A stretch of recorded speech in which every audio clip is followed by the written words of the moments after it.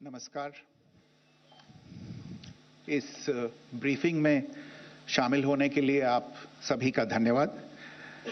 जैसा कि आप सभी जानते हैं, 22 अप्रैल 2025 को लश्कर ए तैयबा से संबंधित पाकिस्तानी और पाकिस्तान प्रशिक्षित आतंकवादियों ने भारत में जम्मू और कश्मीर के पहलगाम में भारतीय पर्यटकों पर बर्बरतापूर्ण हमला किया। 25 भारतीयों और एक नेपाली नागरिक को कायरतापूर्ण मौत के घाट उतार दिया गया। मुंबई के 26 नवंबर 2008 के हमलों के बाद यह भारत में हुई किसी आतंकवादी हमले में मारे गए आम नागरिकों की संख्या की दृष्टि से सबसे गंभीर घटना है। पहलगाम का हमला अत्यधिक बर्बरतापूर्ण था, जिसमें वहां मौजूद लोगों को करीब से और उनके परिवारों के सामने सिर पर गोली मारी गई। हत्या के इस तरीके से परिवार के सदस्यों को जानबूझकर आघात पहुंचाया गया। साथ ही उन्हें यह नसीहत भी दी गई कि वे वापस जाकर इस संदेश को पहुंचा दें। यह हमला स्पष्ट रूप से जम्मू और कश्मीर में बहाल हो रही सामान्य स्थिति को बाधित करने के उद्देश्य से किया गया था। चूंकि पर्यटन फिर से अर्थव्यवस्था का मुख्य आधार बन रहा था, इस हमले का मुख्य उद्देश्य इसे प्रतिकूल रूप से प्रभावित करना था। पिछले वर्ष आप सभी जानते हैं, 2.25 करोड़ से अधिक पर्यटक कश्मीर आए थे। इस हमले का मुख्य उद्देश्य इसलिए संभवतः यह था कि इस संघ राज्य क्षेत्र में विकास और प्रगति को नुकसान पहुंचाकर इसे पिछड़ा बनाए रखा जाए और पाकिस्तान से लगातार होने वाले सीमा पार आतंकवाद के लिए उपजाऊ जमीन बनाने में सहायता की जाए। हमले का यह तरीका जम्मू और कश्मीर और शेष राष्ट्र दोनों में सांप्रदायिक दंगे भड़काने के उद्देश्य से भी प्रेरित था। इसका श्रेय सरकार और भारत के सभी नागरिकों को दिया जाना चाहिए कि इन प्रयासों को विफल कर दिया गया। एक समूह ने खुद को रेजिस्टेंस फ्रंट TRF कहते हुए इस हमले की जिम्मेदारी ली है। यह समूह संयुक्त राष्ट्र द्वारा प्रतिबंधित पाकिस्तानी आतंकवादी समूह लश्कर ए तैयबा से जुड़ा हुआ है। यह उल्लेखनीय है कि भारत ने मई और नवंबर 2024 में संयुक्त राष्ट्र की 1267 कमेटी की सैंक्शंस मॉनिटरिंग टीम को अर्धवार्षिक रिपोर्ट प्रस्तुत की थी, जिसमें TRF के बारे में साफ इनपुट दिए गए थे। इससे पाकिस्तान स्थित आतंकवादी समूहों के लिए कवर के रूप में TRF की भूमिका सामने आई थी। इससे पहले भी दिसंबर 2023 में भारत ने इस टीम को लश्कर ए तैयबा और जैश ए मोहम्मद के बारे में सूचित किया था, जो TRF जैसे छोटे आतंकवादी समूहों के माध्यम से अपनी गतिविधियों को संचालित कर रहे हैं।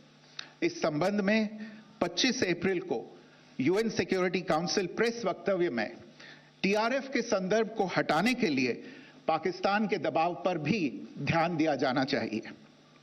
पहलगाम आतंकवादी हमले की जांच से पाकिस्तान के साथ आतंकवादियों के संपर्क उजागर हुए हैं। रेजिस्टेंस फ्रंट द्वारा किए गए दावे और लश्कर ए तैयबा से ज्ञात सोशल मीडिया हैंडल द्वारा इसको रीपोस्ट किया जाना इसकी पुष्टि करता है। चश्मदीद गवाहों और विभिन्न जांच एजेंसियों को उपलब्ध अन्य सूचनाओं के आधार पर हमलावरों की पहचान भी हुई है। हमारी इंटेलिजेंस ने इस टीम के योजनाकारों और उनके समर्थकों की जानकारी जुटाई है। इस हमले की रूपरेखा भारत में सीमा पार आतंकवाद को अंजाम देने के पाकिस्तान के लंबे ट्रैक रिकॉर्ड से भी जुड़ी हुई है, जिसके लिखित और स्पष्ट दस्तावेज उपलब्ध हैं। पाकिस्तान दुनिया भर में आतंकवादियों के लिए एक शरण स्थल के रूप में पहचान बना चुका है। यहां अंतर्राष्ट्रीय स्तर पर प्रतिबंधित आतंकवादी सजा पाने से बचे रहते हैं।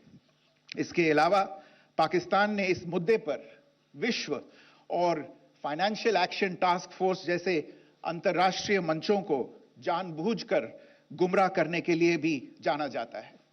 साजिद मीर का मामला, जिसमें इस आतंकवादी को पाकिस्तान ने मृत घोषित कर दिया था और फिर अंतर्राष्ट्रीय दबाव के परिणाम स्वरूप वो जीवित पाया गया, इसका सबसे स्पष्ट उदाहरण है। यह स्वाभाविक है कि पहलगाम में हुए इस हमले से जम्मू और कश्मीर के साथ साथ भारत के अन्य भागों में भी आक्रोश देखा गया। हमलों के बाद भारत सरकार ने स्वाभाविक रूप से पाकिस्तान के साथ संबंधों को लेकर कुछ कदम उठाए। आप सभी उन निर्णयों से अवगत हैं जिसकी घोषणा 23 अप्रैल को की गई थी। तथापि यह आवश्यक समझा गया कि 22 अप्रैल के हमले के अपराधियों और उनके योजनाकारों को न्याय के कटघरे में लाया जाए। हमलों के एक पखवाड़े के बाद भी पाकिस्तान द्वारा अपने क्षेत्र या अपने नियंत्रण वाले क्षेत्रों में आतंकवादियों की इंफ्रास्ट्रक्चर के विरुद्ध कार्रवाई करने के लिए कोई स्पष्ट कदम नहीं उठाया गया है। उल्टे वो इनकार करने और आरोप लगाने में ही लिप्त रहा है। पाकिस्तान आधारित आतंकवादी मॉड्यूल्स पर हमारी खुफिया निगरानी ने संकेत दिया है कि भारत के विरुद्ध आगे भी हमले हो सकते हैं। अतः इनको रोकना और इनसे निपटना दोनों को बेहद आवश्यक समझा गया। आज सुबह, जैसा कि आपको ज्ञात होगा, भारत ने इस तरह के सीमा पार हमलों का जवाब देने और उन्हें रोकने तथा उनका प्रतिरोध करने के अपने अधिकार का प्रयोग किया है। यह कार्यवाही नपीतुली, नॉन एस्केलेटरी, आनुपातिक और जिम्मेदारीपूर्ण है। यह आतंकवाद की इंफ्रास्ट्रक्चर को समाप्त करने और भारत में भेजे जाने वाले संभावित आतंकवादियों को अक्षम बनाने पर केंद्रित है। आपको यह भी स्मरण होगा कि 25 अप्रैल 2025 को संयुक्त राष्ट्र सुरक्षा परिषद ने पहलगाम आतंकवादी हमले पर एक प्रेस वक्तव्य जारी किया था, जिसमें आतंकवाद के इस निंदनीय कार्य के अपराधियों, आयोजकों, फाइनेंसरों और प्रायोजकों को जवाबदेह ठहराने और उन्हें न्याय के दायरे में लाने की आवश्यकता पर जोर दिया गया था।